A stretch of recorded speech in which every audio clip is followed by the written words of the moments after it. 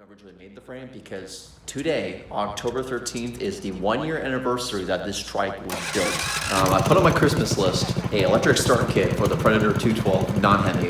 I hope by the next time we work on this Trike, I hopefully give it an in-depth detail and a learning experience in the sense of me trying to figure out how to install this, and then hopefully in some way this can help you guys that are going to be doing an electric start on your Predator.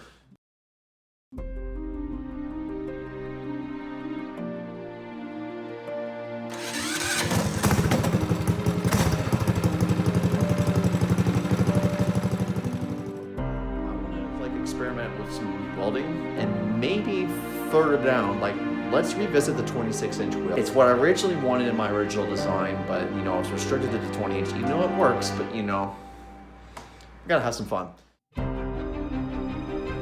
The time has come for phase 2 for the drift trike. It's a long boy now at this rate.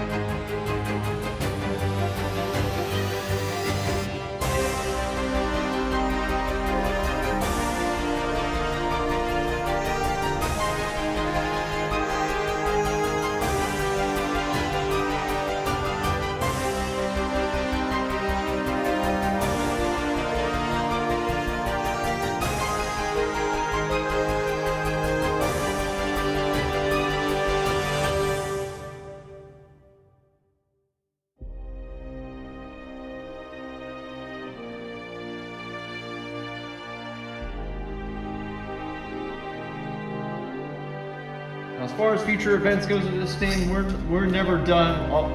As they come up, we'll see what we can do, but I'm probably gonna hold off for now because the next big step literally is coming. I think I've said too much at this rate. I've probably shown too much.